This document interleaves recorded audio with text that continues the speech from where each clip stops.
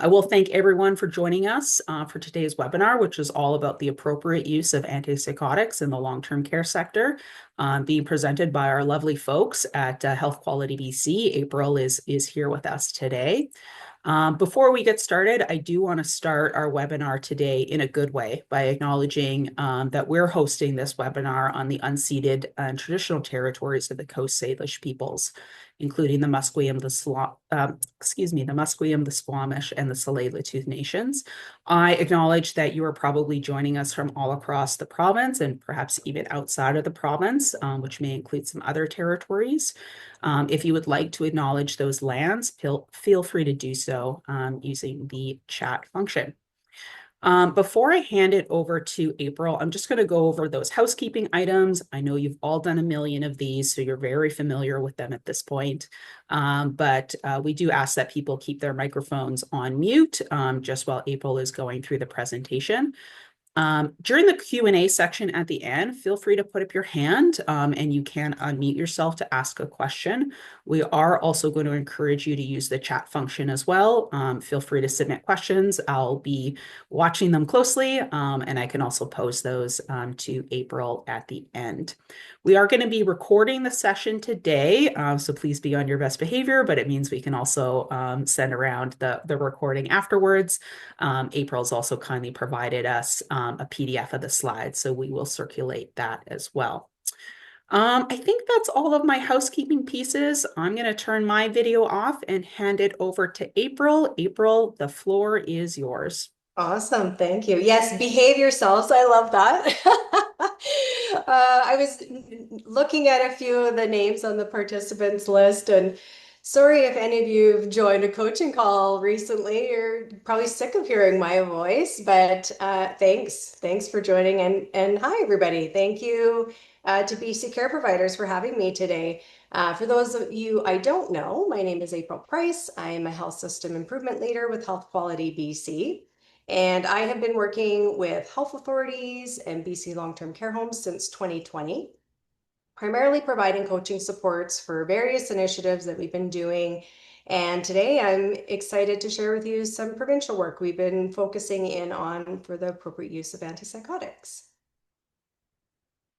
I do, sorry, just make sure my slides are changing. There we go. So Health Quality BC does work throughout the province, and I would like to acknowledge that we are living and working with humility and respect on the traditional territories of the First Nations peoples of BC. And I join you today from the traditional and ancestral territory of the Sioux people of the Okanagan Nation, which is now known as Vernon. And I would love if you shared in the chat where you're calling in from today. So as I mentioned, I am with Health Quality BC. And for those of you who don't know about our organization, we are a team of about 45 people that are located throughout all of BC, and we work across the continuum of care.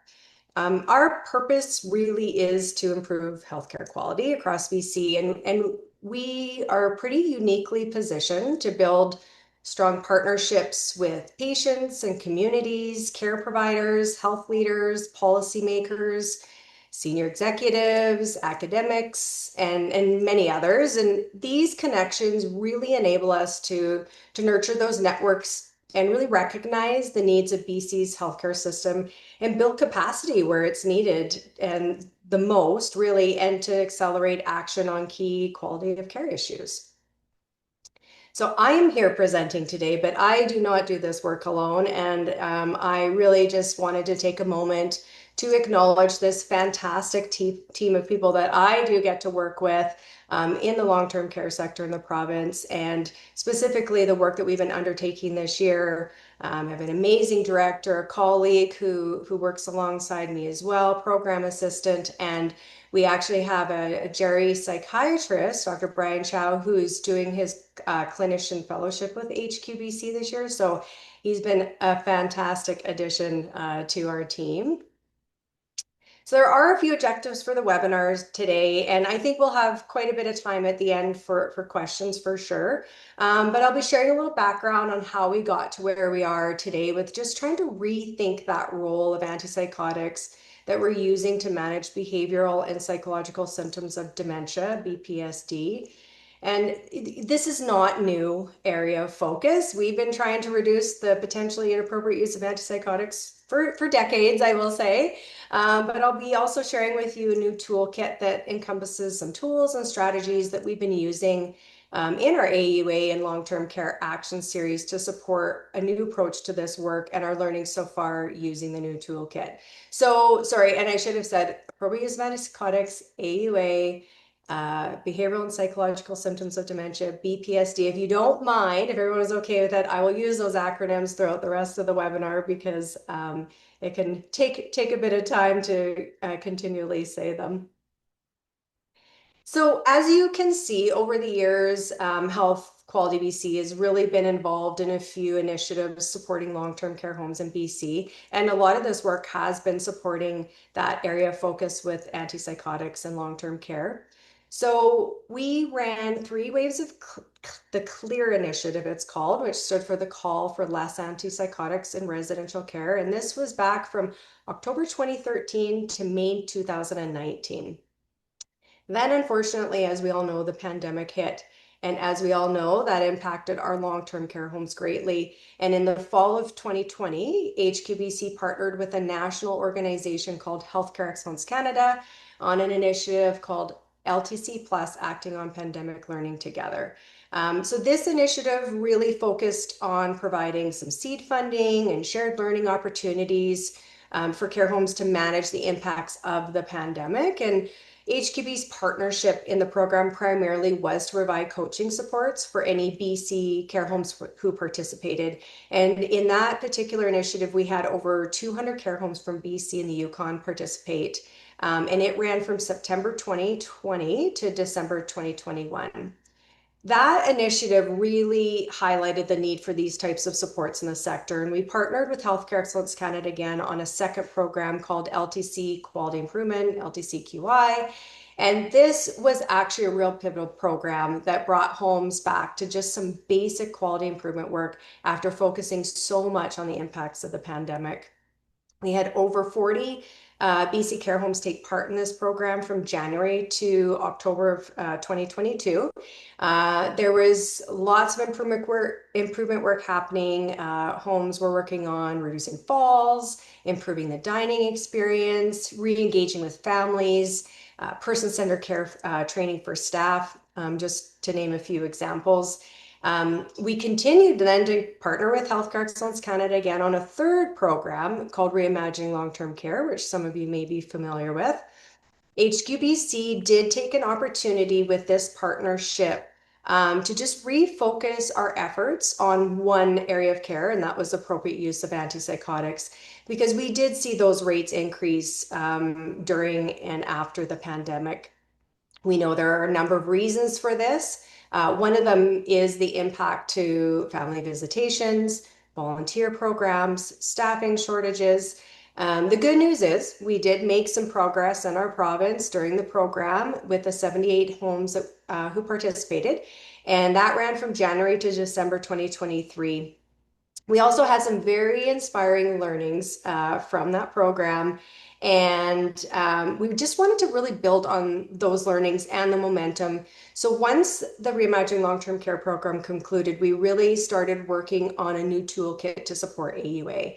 The big focus on this toolkit was sustainability and provincial partnerships.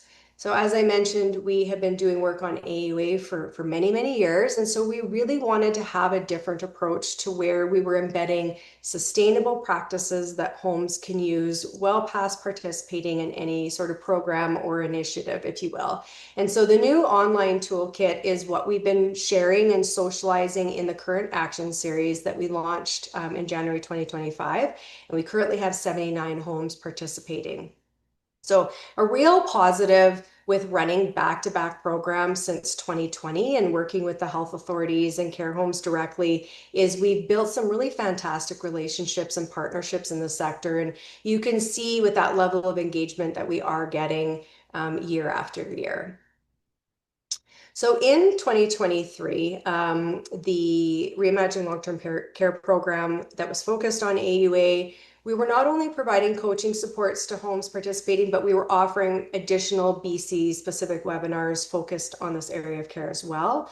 And we worked very closely with the Provincial Partnership Alliance, like advisory group type of folks, where we had representation from health authorities across the province, along with clinical expertise and Ministry of Health representation as well.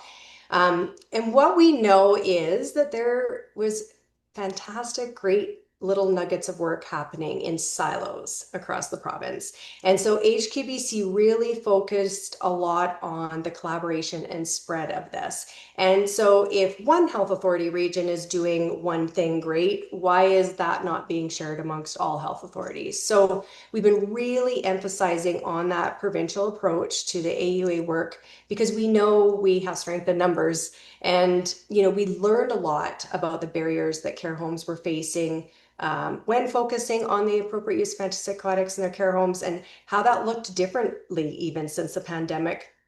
We really also wanted to approach this differently moving forward by changing that mindset on how we approach this and really kind of shifting from that AUA as a project or initiative with a time limit factor and more about shifting our mindset to finding those sustainable ways that we're keeping a pulse on this at all times and embedding good practices into the care home in those day-to-day operations. So yes, we can use quality improvement tools and methodology to make small changes to AUA, but AUA overall cannot be a time-limited project that we put effort towards for 6, 9, 12 months and then let fall off our radar. So in addition to our Provincial Partnership Alliance, HQBC pulled together a provincial working group to just identify what tools and resources could really support this type of approach and have part of our toolkit. What we know is that AUA work is very complex and there are many different elements that impact good AUA practices. And because of this, it can be super difficult for care homes to just prioritize where to even start and begin. It becomes overwhelming with the amount of information that's out there on AUA. We also know that we have this performance indicator, which is the potentially inappropriate use of antipsychotics without a diagnosis. And we have data from the Canadian Institute for Health Information, CIHI, on those rates, but it's quarterly. There's a time lag on when this data can be accessed. So we also wanted to focus on what other data tells us the story of what is happening at each care home that's really impacting the AUA efforts. And there are many toolkits out there, and we wanted to offer homes something to help them prioritize, a toolkit that has information in one place and a data collection template to really monitor other sources of data when it comes to this area of focus. We want to encourage homes to continue to monitor those high rates, but we know that it's so much more than just that. And this has really been what we've been focusing on during the current action series. But our ultimate goal is to have homes to be able to access and use this toolkit well past participating in any sort of action series or program that we are running. So to socialize and test this toolkit, we're going to run the action series. Like I said, we started in January until September. We're offering group coaching calls. We're offering one-to-one coaching supports to the 79 homes that are participating. And we're also been offering learning webinars throughout this series. So I'm going to share a little bit about the process steps of using the toolkit, and then I will get into the 8 key elements that support good AUA practice. So to support the homes with how to prioritize those 8 key elements, we've developed an online self-assessment tool. It has 1 or 2 questions for each key element, and the homes rate themselves on a scale of 1 to 6. So you can see that rating at the top there. Just gonna remove that. I had the little recording symbol up. Based on their lowest ratings, then that will help them prioritize where they want to focus their improvement efforts. The self-assessment probably takes, I would say, less than 3 minutes, max 5 minutes. It's meant to just be really super quick and easy way for homes to capture where they are, where there's areas for opportunity, and what areas they're doing well in. And then during the action series, we've been providing coaching supports to homes to then identify what they'd like to try differently based on their priorities from their self-assessment. And then we have an AUA and long-term care improvement guide template that provides the homes with just a structured way to document all their work. So coupled with the self-assessment is the toolkit. And it has a 1 to 2 page resource for each of the 8 key elements that explains why that particular key element is important, remind them of the self-assessment question or questions that they've answered, some examples of some quality of life improvement strategies with embedded hyperlinks and key resources, the data collection examples that they could reflect improvements for that particular key element, and then any additional resources that we felt were pertinent. And I'll get into some more detail about the toolkit shortly. And then we've been providing a pretty significant amount of support for data collection. And so, as I mentioned, we know it's so much more than just the high rates. So we have a data collection template, and the homes can enter in the data that reflects their care home, like PRN usage and dispensation, the number of residents on antipsychotics in total at their care home, RI assessment completion rates. We have some additional measures like falls, physical restraint use. We want to encourage homes to really monitor physical restraint use, for example, just to make sure that's not creeping up if antipsychotics are going down. And so this is just a quick example of what the data template looks like. The homes, there's a table that they enter their data in, and we're helping them, get started on that. And then it produces a chart that's automated based on what they enter in, so they can monitor their data over time and use quality improvement tool like a run chart to ensure that they are not just doing a before and after, but that they're monitoring this over time.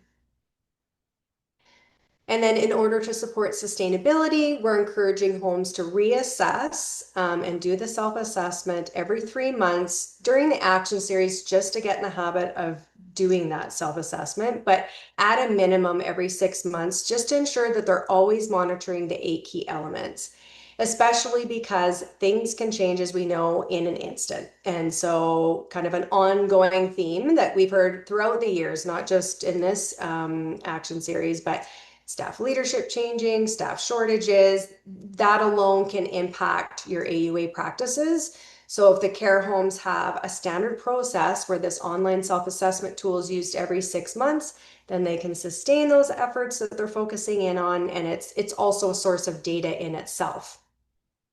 So in the data collection template, we have a tab that provides them with a table to enter in their self-assessment scores.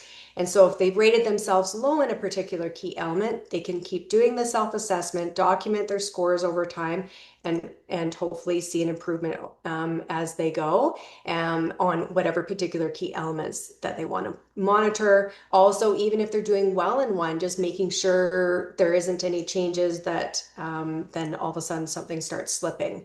So we purposefully created the assessment tool to be online, so homes will always have access to it, regardless if we're running any sort of program or action series. And I would say like a big impact for implementation of this toolkit is the partnerships that HQBC has with the health authority supports. Health authority, long-term care leadership that support and encourage homes to participate in our programs, and also the health authority support roles that provide that at the elbow support to the care homes. These are critical to run our programs. The roles really kind of look different in each health authority, but there's quality improvement advisors, educators, quality review coordinators, regional practice leads, quality resource leaders. These folks usually try and attend to coaching calls and stay aligned with what the homes are working on. And in return, we also incorporate health authority specific adaptations to things like the data template, because each region does offer data supports and collection in different ways. So I would have to say that HQBC does really pride ourselves on the flexibility that we always offer during any initiatives or programming that we're running. It is, to me, a critical success factor because every home and every region is really at a different place in their AUA journey. And So we do know that we need to run at least one or more of these action series types of programs to really socialize this toolkit. But again, our long-term goal really will be to work more directly with those long-term care support folks who will then work directly with the homes. So these are the 8 key elements, and I'm going to do a little bit of a deeper dive into each one now. So the first key element is leadership support. And these are not in any particular order that one is more important than the other. I just want to say that they're all important and all make an impact to good AUA practice. So for leadership support, the question in the self-assessment is just around that the care home has leadership at all levels who is prioritizing AUA. So we know that long-term care homes really can find great success with AUA when leadership at all levels is prioritizing and supporting staff with tools to really improve this area of care. It is critical that the leadership team model a culture and mindset for staff that embraces a non-pharmacological approach to care. And research really just shows that effective leadership is directly linked to improved staff outcomes, job satisfaction, reduced turnover, which then results in continuity, high quality, and responsive care. And so just a couple examples of in the toolkit for this particular key element for quality of life improvement strategies. We have a section around knowledge, skills, and training. So just does your leadership have some basic QI training? Do they have enhanced non-pharmacological approach training? Are they supporting processes to ensure a psychiatric diagnosis is documented before using antipsychotics to manage behaviors? Doing leadership walkarounds to support and spend time, with direct care staff, having a what matters to you approach for staff and for residents, and that the leadership are all part of an interdisciplinary team, which is a good segue to key element 2. And so which is interdisciplinary team supporting medication management for BPSD. So we really ask a couple questions around just the approach to an interdisciplinary team approach to medication management for behavioral and psychological symptoms of dementia. The focus here is that team approach, ensuring the care home has a dedicated person where part of their role is to focus on AUA. So we're seeing some really good success that homes that have that. So a clinical nurse leader of some sort, care coordinator, who part of their role is dedicated to supporting AUA, but that they have a diverse team who they work with to support that medication management piece. So we know an interdisciplinary team approach is when there's all the different types of staff working together in a structured way, sharing their expertise, knowledge, and skills, really to manage the physical, psychological, and spiritual needs of the resident. And so this approach to care is extremely important when working with older adults with more complex needs, especially when there's an increase in complexity of skills and knowledge required to provide the care that's needed. So evidence just shows that an interdisciplinary team approach really improves outcomes like communication, leadership, management, personal development, quality of care, just having that appropriate skill mix, relationships, respecting and understanding roles, and just having that clarity to your vision and values for your care home.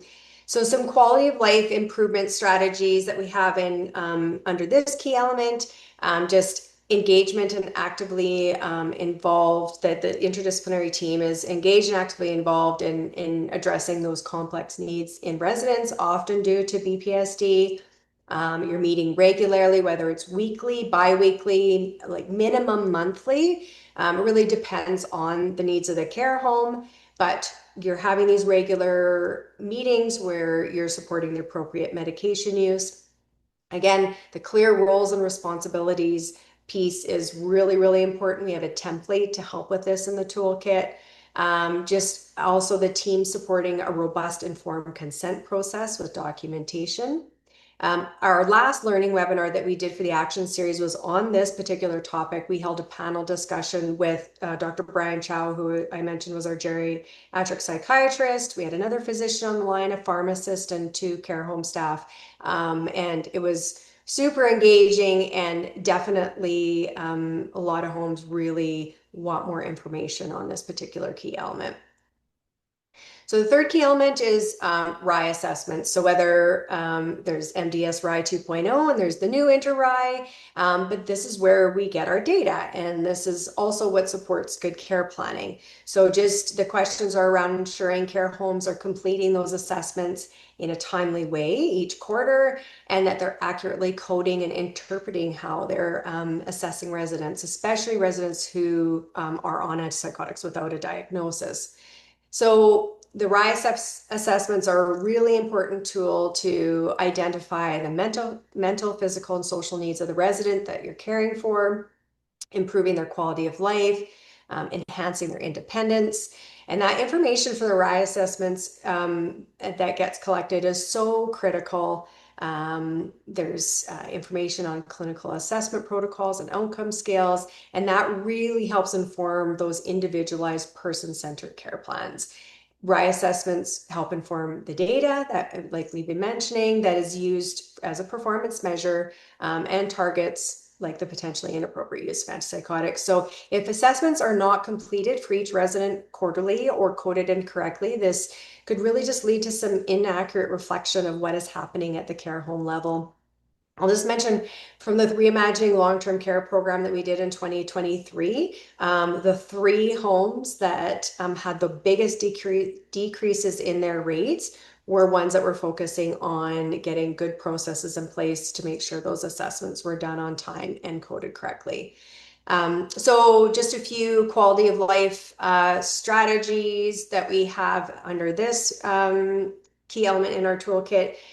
Making sure that all your nurses are trained to complete their RAI assessments or have most current training. Each health authority does offer this training differently, and it usually has a RAI team.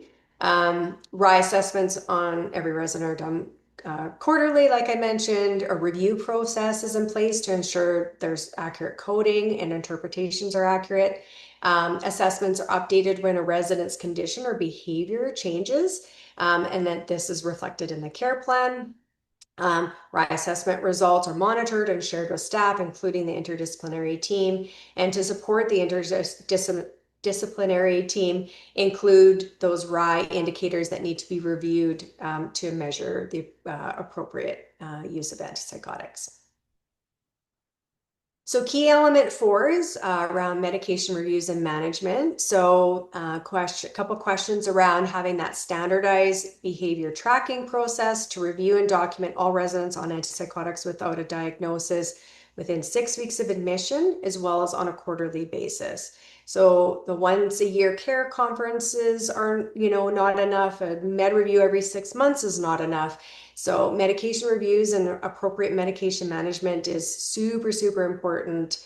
And the processes are important to just ensure that medications like antipsychotics are used at the right time in the right place.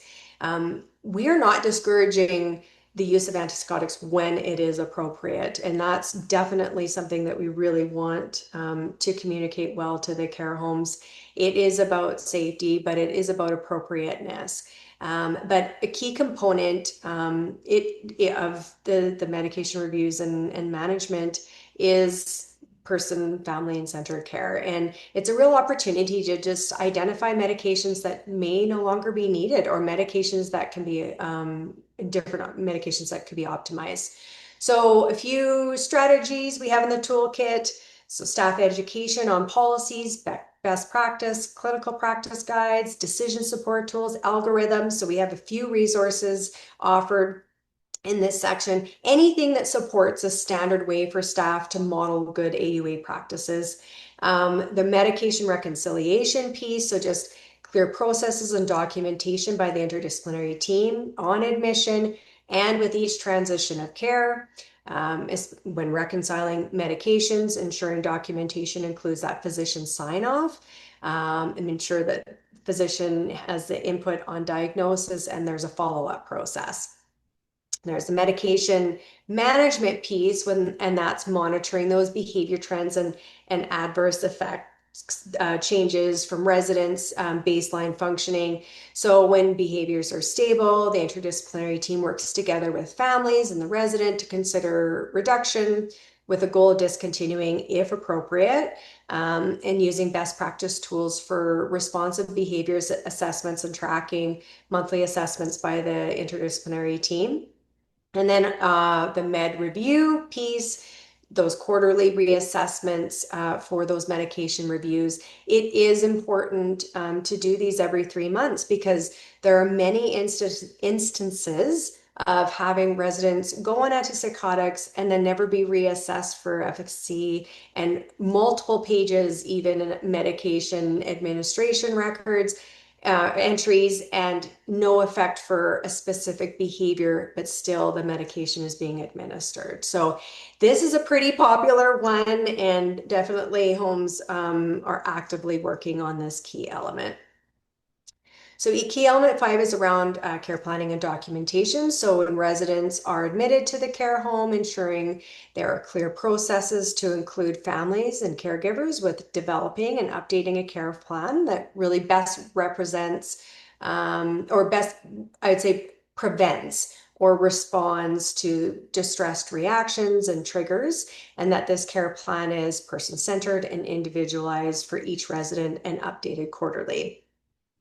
So care plans, we know, offer staff with guidance on how best to meet the unique needs of each individual living in long-term care. Care plans provide that comprehensive picture of what matters to the person and their family, and is used to communicate information that is important in the care journeys of the person. So care planning really can reduce harm, can increase safety, particularly around the appropriate use of antipsychotics.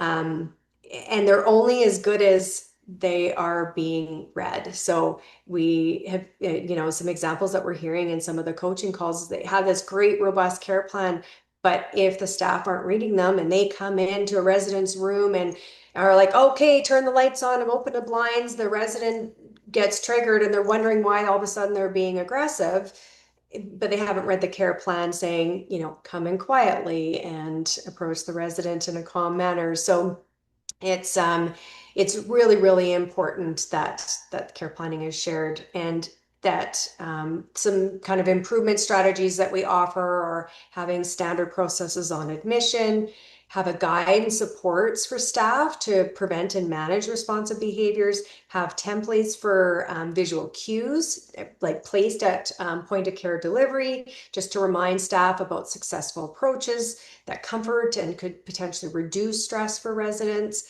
All About Me is probably one that most have heard about. There's those kind of templates. So just really encouraging that, ensuring that there's processes that have prescribers that allow prescribers to have access to care plans to also provide documentation. So the sixth key element is around family engagement. So we know families and caregivers are critical in this journey. So there's some questions in the self-assessment around providing education on dementia care and risks of antipsychotics. And that process is also in place for informed consent for the resident or substitute decision maker when antipsychotic medications are being used as part of healthcare treatment. We know that family members know the resident, excuse me, and have the best insight for sometimes for alternative ways to deal with situations other than medication. So loved ones really want to trust their home and their family members, the family members are in. And so as this trust grows, when they're involved and part of the care team, we know that's really important. So just a few quality of life improvement strategies that we offer in the toolkit. So offering sessions. What we are seeing work really well is when those sessions are offered by physicians and pharmacists. It just hits home with families, and doing that through like family council meetings has worked really well. Just embracing a what matters to you culture to support staff and family engagement. So a what matters to you approach just helps us focus on the person and their story, and just to support those meaningful conversations around medication use. Residents and families are the true experts on their own needs and experiences. So asking, listening, and responding to what matters to the residents and their families is a key feature of person and family centered care. So even designing care conferences to tease out that what matters to you approach. We have a care conference cheat sheet as a resource in the toolkit just to help staff with preparation and examples of open-ended questions to just understand the residents' unique stories. Informed consent is really critical to be obtaining for care plans to be effective. And so residents or substitute decision makers really need to be informed on the rationale for considering antipsychotic medications and the benefits and the potential side effects, and along with detailed time frame of when it's going to be reviewed and reassessed before the medications being given. But having, so we have a documentation template as a resource for homes to use and adapt that meets their needs, but for this informed consent piece. Key element 7 is staff training and culture. So this is a culture change for many homes. And so we do ask questions around staff having onboarding and ongoing education for person-centered care approaches to care delivery, and are embedding this into their daily practice. It's one thing to get the training, but it's embedding it into the daily practice that can be the difficult part. So we know a well-trained workforce is critical to providing high-quality person and family-centered care. And training just ensures that staff are both competent and confident in managing the appropriate use of antipsychotics in their care homes. So a few strategies we have in the toolkit. So staff training and education, like palliative care approaches. There's tons of person-centered care training out there, pieces, GPA, You First, dementia ability. So there's training for all levels.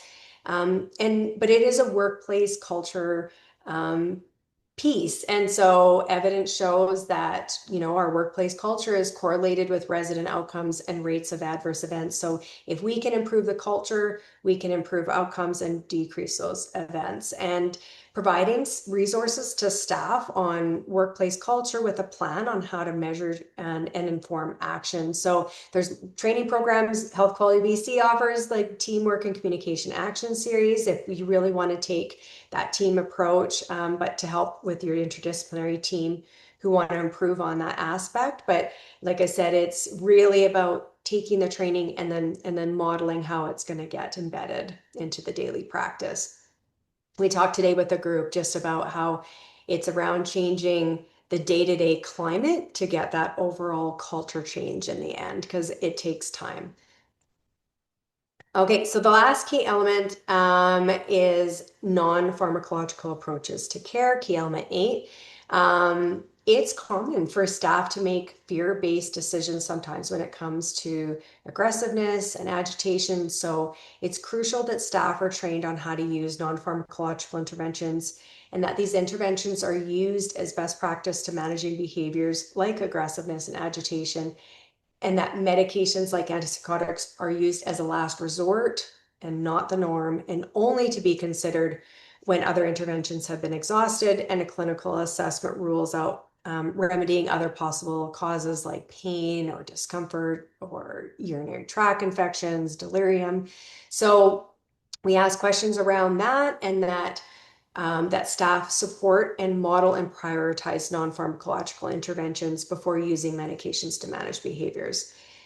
Really, the only time medications should be used to manage behaviors is when there is a significant risk of harm to the person or others, or when that agitation with aggressive symptoms are persistent, they're reoccurrent, or they're severe enough to cause significant suffering and distress to the person, or may cause significant interference with delivery of care. So it's, again, changing the mindset to that being the norm versus giving an automatic PRN prescription of antipsychotics when responding to behaviors.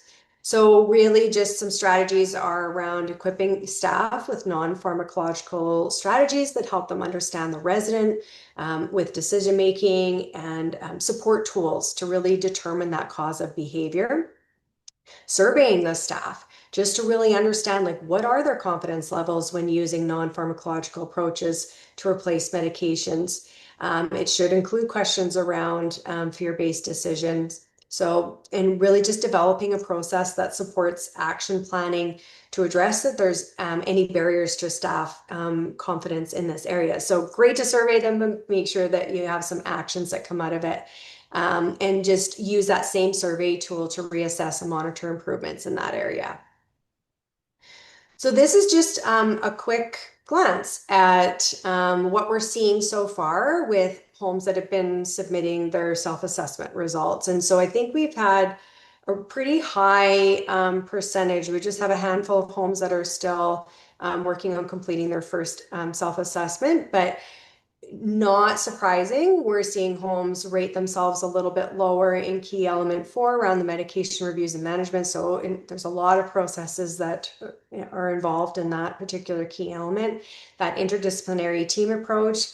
So again, having someone designated like a nurse, clinical nurse leader or care coordinator with allocated time in their role, like we know this cannot be something that the manager's trying to do off the side of their desk.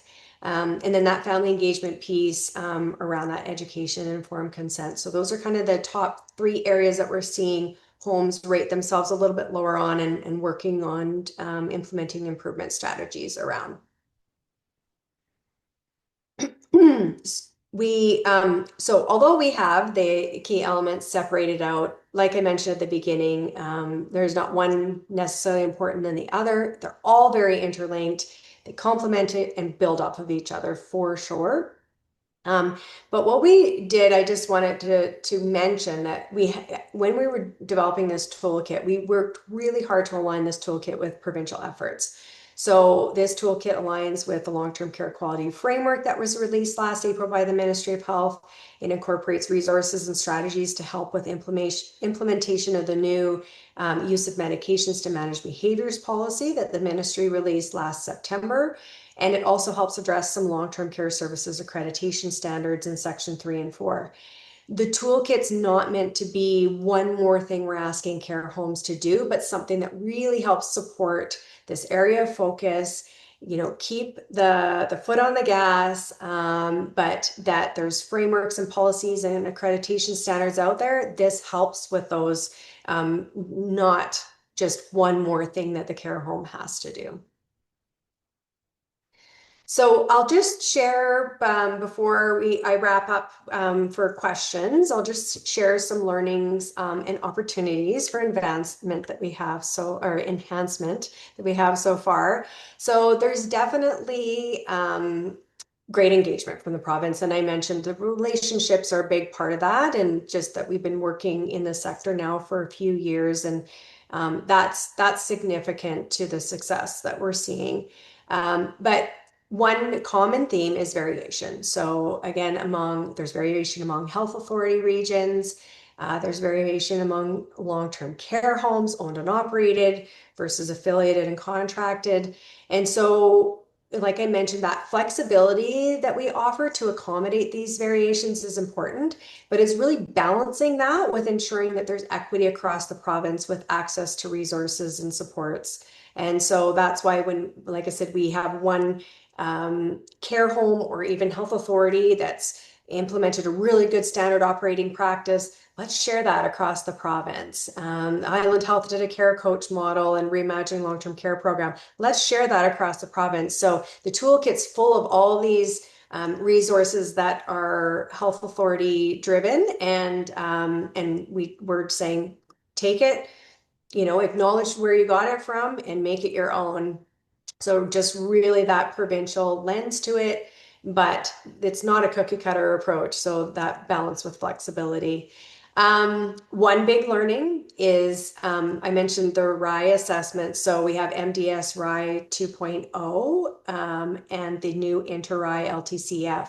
So these are the programs that homes enter their assessments into. And that transition is happening from the old 2.0 to inter-RI.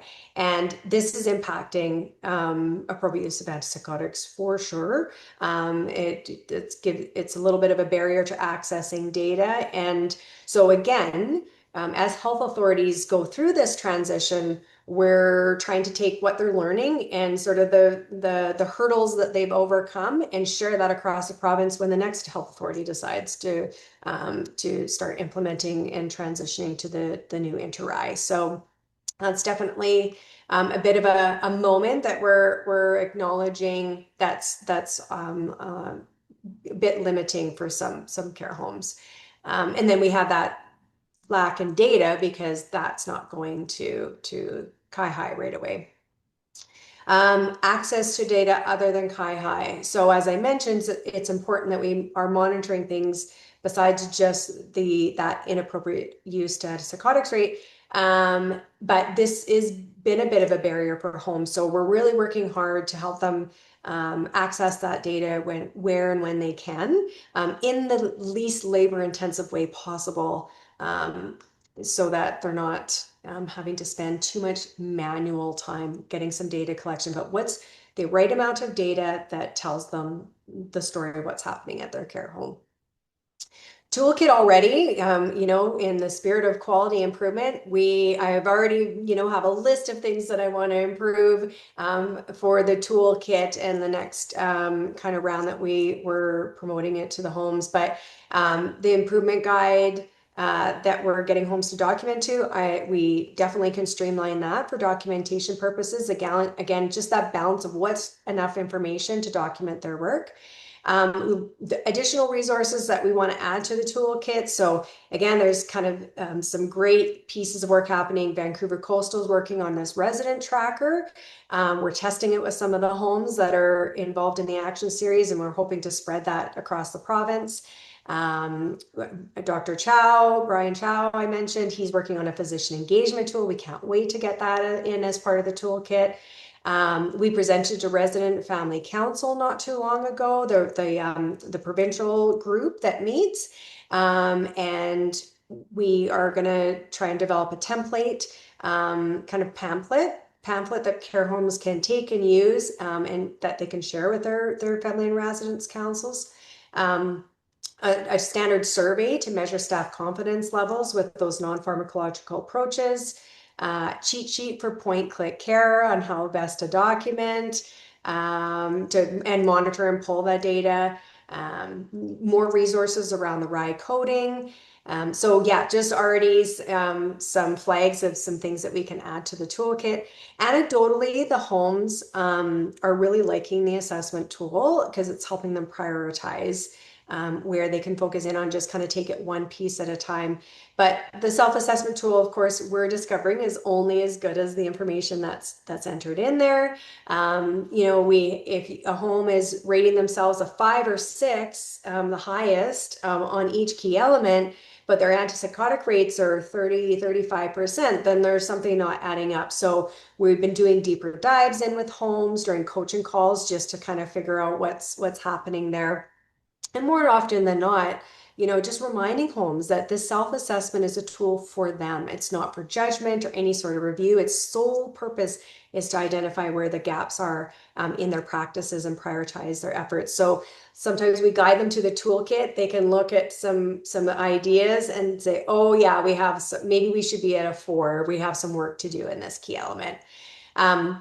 We're going to be surveying the homes, of course, to do a full evaluation on the tools that we're offering in the action series. So already have some ideas, again, on streamlining and improving the self-assessment, but we're excited to see kind of how it is landing officially through evaluation, kind of midpoint and at the end of the action series.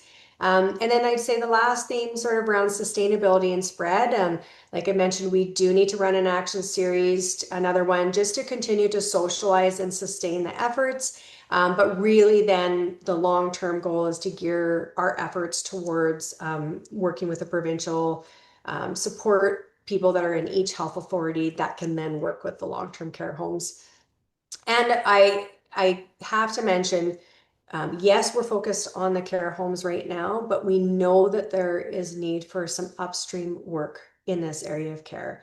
We know that in acute care and community, we have a very high percentage of people living with and receiving antipsychotic medications.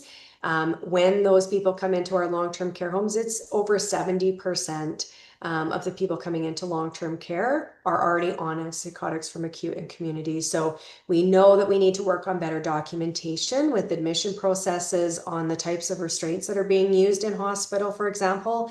Is there physical restraints being used? Is there chemical restraints like medications being used? So definitely always never a dull moment and lots of work to do in this area of care, that's for sure. But when I definitely would like to acknowledge that there's potential for some good upstream work to happen as well. Thank you so much. I think we have just enough time for some questions. And this is the QR code that you can scan. It'll take you right to our webpage for the action series. And if you kind of talks a little bit about the action series and what's involved. And then at the bottom is a resource section. So you can see a PDF of the toolkit. You can see a PDF of the self-assessment questions. So feel free to scan that QR code and also email us anytime at longtermcare@healthqualitybc.ca. Thanks, April. And we are going to send out the PDF slides afterwards. So if people aren't tech savvy enough to grab that QR code, we are going to send around that link afterwards. Awesome. We do have a few minutes here left for questions. I am going to leave the chat box open and I'll be taking a look at it. So we'll just give people a moment to populate some questions. April, I have a couple of questions for you, if you don't mind. Yeah, of You did course. actually answer a lot of them as you were going. So I was looking Yeah. at my notes and kind of scratching some of them off. Um, one of the places that I would like to start, and I ask this kind of as a, an observer Mhm. the sector. One of the things that I noticed during the pandemic is a lot of the progress it seems like the province was making around the use of antipsychotics seems like it slipped back a little bit. What do you think kind of explained that slip? Like what was happening that kind of set us back a little bit? Yeah, I mentioned it a little bit at the beginning, but definitely family visitations first and foremost, that being restricted, the families are such a huge part of the care team. There is no doubt about it. So when that family presence is removed, we know that then staff are going, okay, what is our solution here?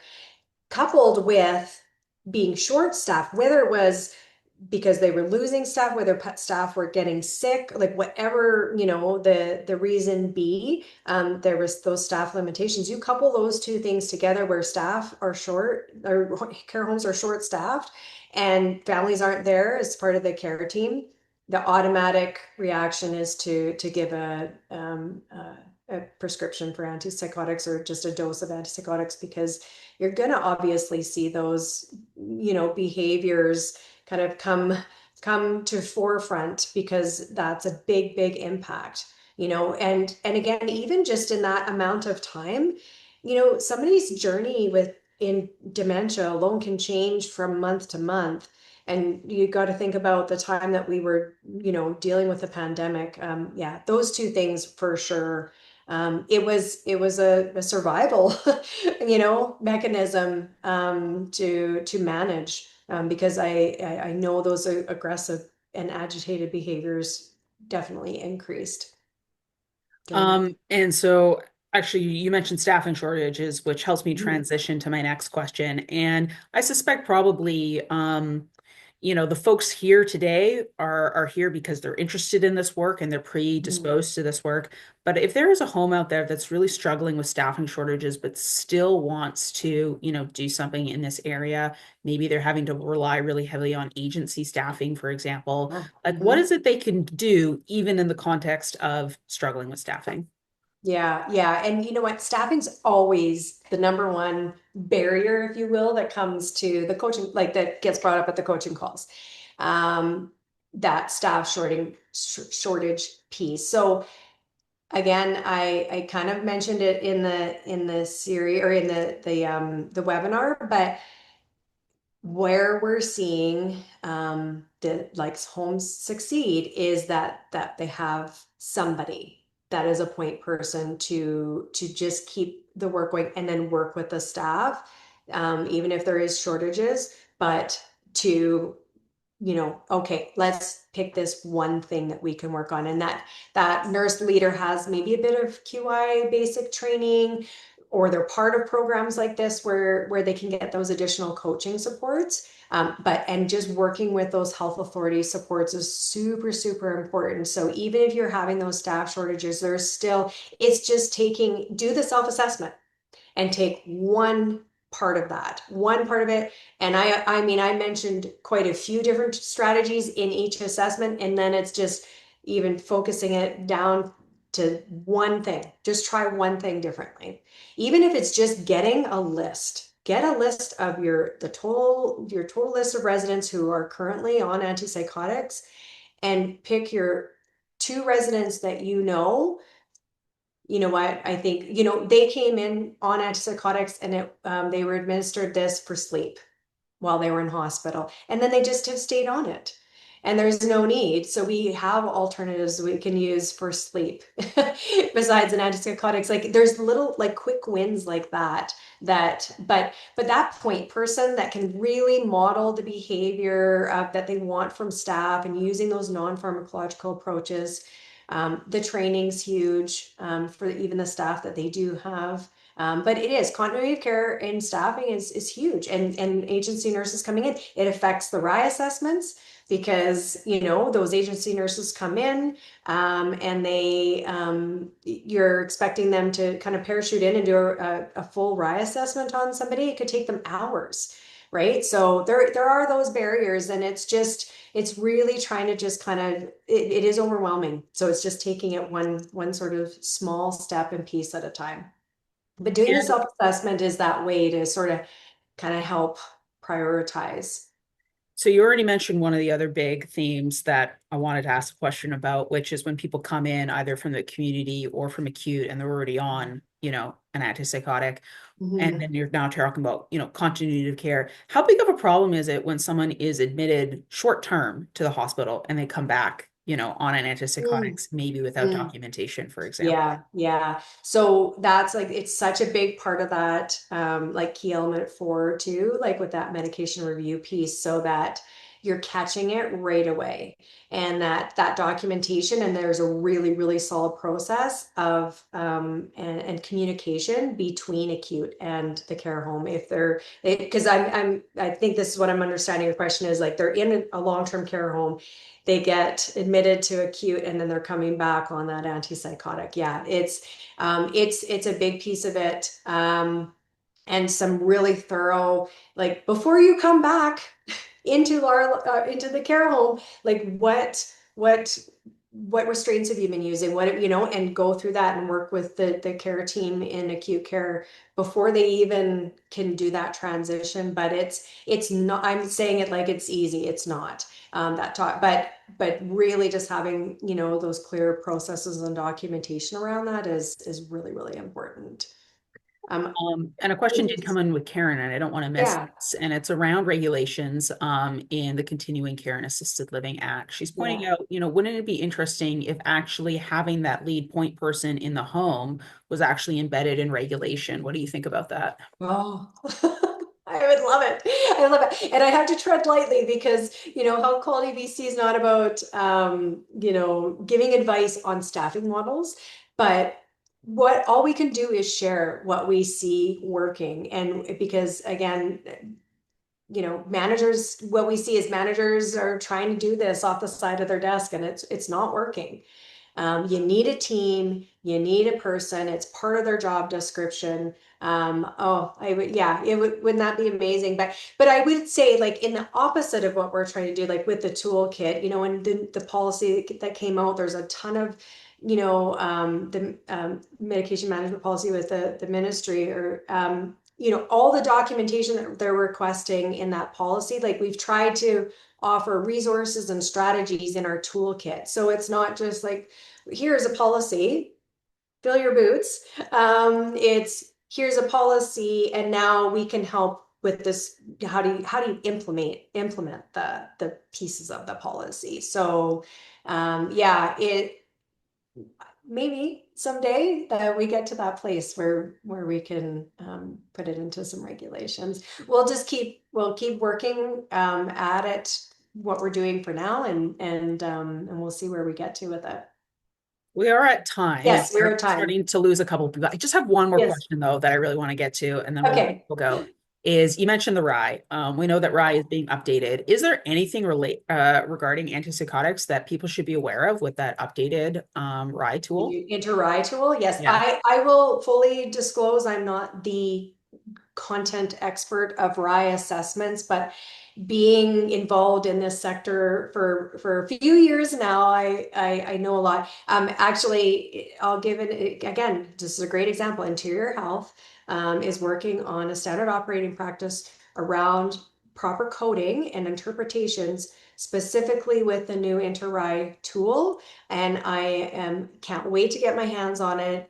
And so it's something that we can share across the province so that not every health authority has these hurdles. So there is definitely some differences in the new Inter-RAI LTCF when it comes to the antipsychotic, like 3-day observation versus 7-day observation. There's quite a bit in terms of differences, but we're really trying.